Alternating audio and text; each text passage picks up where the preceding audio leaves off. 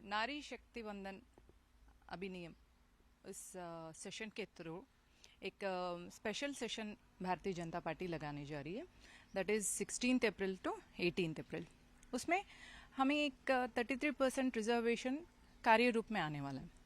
अब तक हम देख रहे तो पंचायत, म्यूनसिपल, कॉरपोरेशन इस इलेक्शंस में महिलाओं का भागीदारी 15 to 16% रही है, परंतु असेंबली और पार्लियामेंट सेशन में इस परसेंटेज 3 to 4 घट रही है, मतलब 3 to 4% पे गिर जा रही है। तो अब इस सीट्स को 33% में कन्वर्ट करना है। 33% में कन्वर्ट करना है मतलब जो 545 सीट्स है उसमें से 33 लेना नहीं है। अब सेंसस का गणनांकन करके उसमें से 816 सीट्स लाने वाली है भारतीय जनता पार्टी इस ड्राफ्ट में। जब सीट्स 816 बढ़ेंगे पार्लियामेंट में, तब उसमें 33% महिलाओं के आएगा। अगर हम 545 में घटौती करेंगे पुरुषों का सीट्स और महिलाओं को देंगे तो it doesn't make any sense. Bharatiya Janata party जब भी कुछ काम करती है पूरा ग्राउंड वर्क करती है और लॉन्ग टर्म इसका प्रावधान भी देख के करती है। अब ये जो बिल आने वाला है ये 15 इयर्स तक रहेगा और आफ्टर 15 इयर्स इसमें हम अपडेशन कर सकते, इसमें हम और कुछ एडिशन करना है तो वो अमेंड भी हम कर सकते हैं। अब इसमें हम कुछ पॉइंट्स देखना है। नॉर्मली स्वच्छता, नहीं तो प्राथमिक शिक्षा और महिला शिशु संरक्षण और स्वच्छ जल का, ये सारी बातों में महिलाओं का योगदान ज़्यादा रही है, ये हमने देखा है। जब महिला इतनी अच्छी फील्ड्स में अपना योगदान दे रही है, क्यों ना उनको 33% रिजर्वेशन दे के उन्हें डिसीजन मेकिंग में की रोल दे। अब तक वुमेन सिर्फ वोट बैंक रही है, अब ये वोट बैंक से पॉलिटिकल डिसीजन मेकर बनेंगी। तो वो जो विपक्ष है वो हमेशा इसे टालती रही 40 ईयर्स से। हमेशा उनका नैरेटिव रहा है कि ये सही वक्त नहीं है, नहीं तो थोड़ा और कंसल्टेशन चाहिए, नहीं तो कंसेंसस नहीं मिला है, और नहीं तो इलेक्शन होने दो, इलेक्शन के बाद हम इस बिल पे विचार करेंगे। तो इस तरह का नैरेटिव कांग्रेस पार्टी चलाती रही है और जब सत्ता से निकल गई तब जो भी भारतीय जनता पार्टी बिल्स लाती है वो सारी नियम, वो सारी प्लानिंग हमारा था बोल के इनका ये फेक नैरेटिव जो है, जिसमें इनका कमिटमेंट नहीं होता है, जिसमें इनका डेडिकेशन नहीं होता है, जिसमें इनका कुछ करने का मंशा भी नहीं होता है। परंतु भारतीय जनता पार्टी जब भी करती है ये स्पेशल सेशन में नारी शक्ति वंदन अधिनियम के दौरान इस बिल से महिलाओं का आरक्षण मिलेगा। इसका मतलब है हर 3 सीट में 1 सीट महिला को मिलेगी। तो it is a good, we need to welcome. हर महिला इसको वेलकम करना चाहिए और ये 15 साल रहेगा, बाद में इसका अपडेशन भी कर सकते हैं। जो महिलाएं पॉलिटिकली आना चाहते हैं उनके लिए आप एक नारी होते हो क्या कहना चाहते हैं?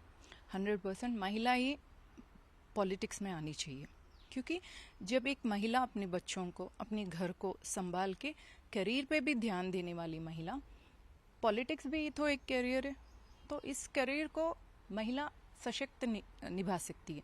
क्योंकि एक महिला में एक मातृत्व एंगल रहता है जो चलते सिर्फ अपने बच्चों को ही नहीं, सारे समाज को, सारे देश को, अपने कॉन्स्टिट्यूंसी को अपने बच्चों की तरह जब वो प्रेम दे सकती है, तब वो कॉन्स्टिट्यूंसी फूलेगा, खिलेगा। तब जाके हर एक कॉन्स्टिट्यूंसी ऐसे फूलेगा, खिलेगा, तब देश विकसित होगा। जो कोई गवर्नमेंट इसके बारे में नहीं सोचा था और अभी बीजेपी गवर्नमेंट इंट्रोड्यूस कर रहा है, क्या कहना चाहते हैं? देखिए, पहली चीज विचार और नीयत में फर्क होती है।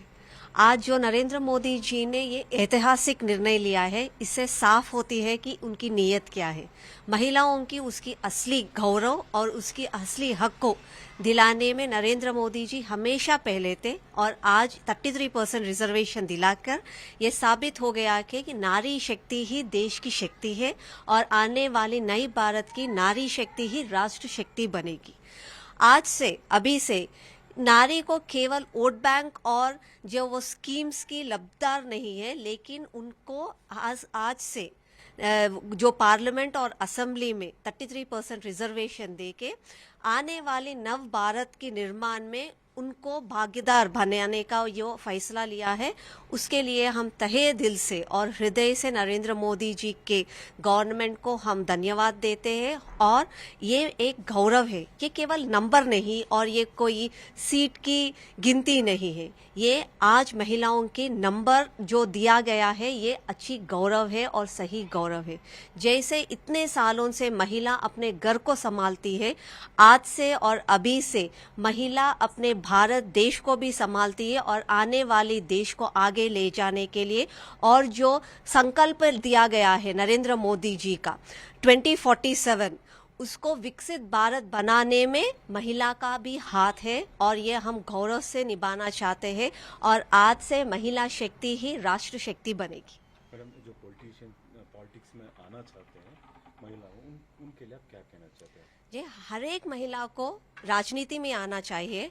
जैसे महिला अपने घर को संभालती है, अपने कुटुंब को और फैमिली को संभालती है, वैसे ही महिला आज से देश को भी संभालना चाहिए और जो उनके विचार है और वो सोच है वो पार्लियामेंट और असेंबली में भी देकर उनकी जो एक्सपीरियंस है वो एक्सपीरियंस को आगे ले जाने में भी वो सहाय देना चाहिए। इसलिए मैं चाहती हूँ कि हर एक जो महिला चाहती है कि पॉलिटिक्स में आना है, राजनीति में आना है, आज से उनको फ्री टिकट मिल गया है तो वो ज़रूर आगे आए और देश की बढ़ाव में और देश की भविष्य बनाने में उनका भी सहयोग दे।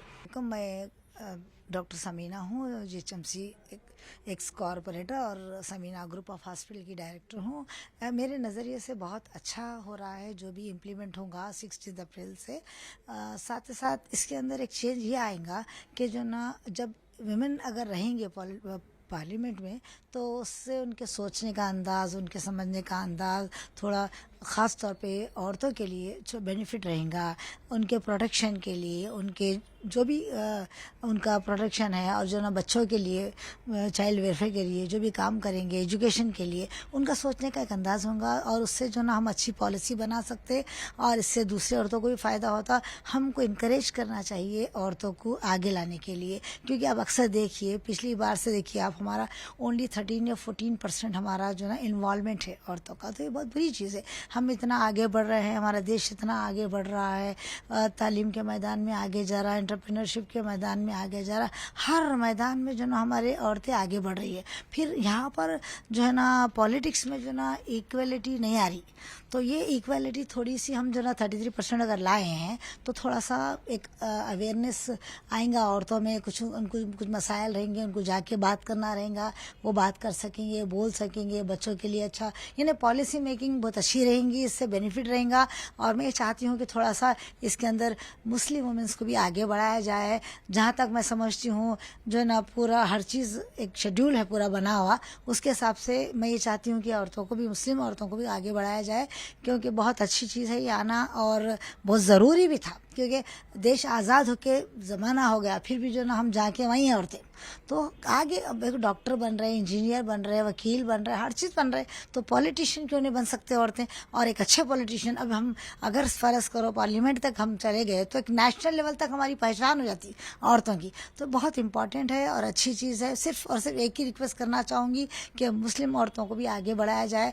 जैसे मैं हूँ पॉलिटिक्स में 20 साल से हूँ, 2 बार से मैं कॉर्पोरेटर हूँ, तो अल्हम्दुलिल्लाह हमारे पास ऊपर वाले की मेहरबानी से कि जो ना एमपी साहब बहुत अच्छा कोऑपरेट करते, सब आगे है काफ़ी सारे। फिर भी मैं ये चाहूँगी कि नेशनल लेवल तक हमारे भी मुस्लिम औरतें भी आगे बढ़े और सबके लिए बहुत बेहतरीन चीज़ है, क्योंकि हर कोई अपना हिसाब से अपने देश को आगे बढ़ाने की कोशिश करेंगे, देश तरक्की करेगा, पॉलिसीज़ अच्छे बनेंगे, सब चीज़ अच्छी होंगी, क्योंकि एजुकेटेड बहुत लेडीज़ तो बहुत ज़्यादा एजुकेटेड है, यानी परसेंटेज अगर देखा जाए तो लेडीज़ ज़्यादा एजुकेटेड है। तो उस हिसाब से मैं ये कहना चाहूँगी कि बहुत अच्छी बात है, ये एक फ़ख्र की बात है और थोड़ा सा इसमें ये चीज़ आना चाहिए।